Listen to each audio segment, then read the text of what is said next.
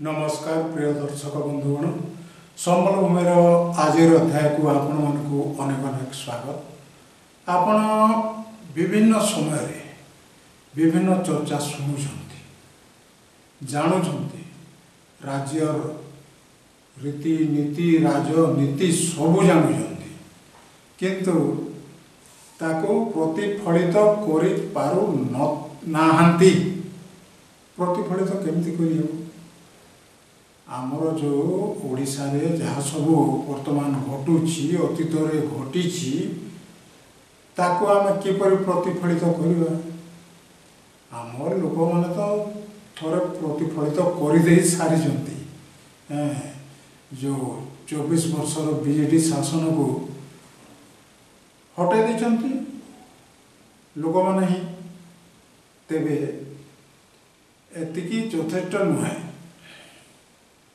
लोक मैंने किभली सेमानंकर न्याय्य दायी पाइबे न्याय्य अधिकार पाइबे ताहा सुबंदोबस्त करिबा निहाती जरूरी।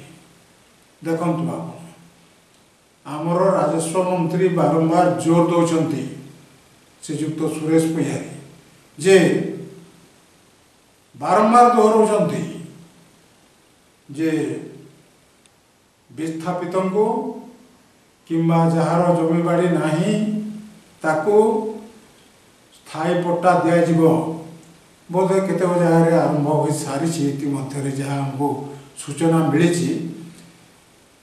तेबे एभली कार्यक्रम जदि हाथ को नियंती सरकार सब गठनमूलक एवं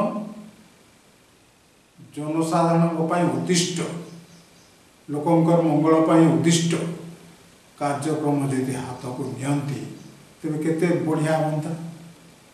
आमे वर्तमान सुधा मीडिया रे देखुछु जे जल कष्ट जाई नहीं ओडिशा रे पानीय जल पाई लोके हाहाकार वर्तमान वर्षा मासरे भी। तो आपण माने टिके विचार करंतु एई सरकार ठीक जदि काम करू नाहंती तांको बारंबार चेताई दियंतु जे एवं कहतु आपण ए कथा कहि दिले किंतु कोई नाहंती निश्चय करिवे। कारण ये हमर बीजेपी सरकार एटा केते 2 मास ऊपर एबो टिके हेछि गठन किंतु तांको पछरे जो सब रही बिलुआ लांगुड़ पछरे जमी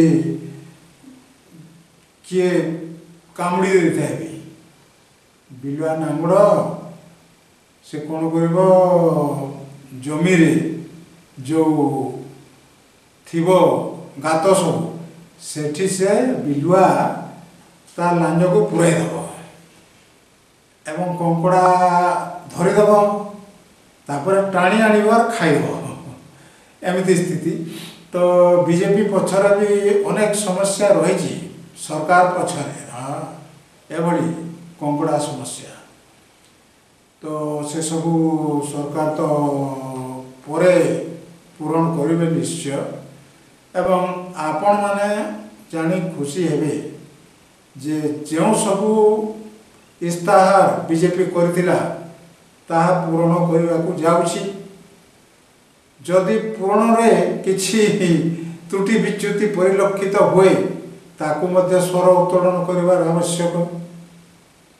एभली स्थिति रे वर्तमान आमे चलीचु आम राज्य चली वर्तमान तो घोर संकट भारत वर्ष सारा कुआड़े से बांग्लादेशी खोजी बुलुंट हेले जो बांग्लादेशी लुचिंट सेठा को कहार निगा नहीं बहुत जगह आसगले नहीं बांग्लादेशी ओडिशा को एवं विभिन्न स्थान रे आगर भी आसिक आश्रय नहीं सारी।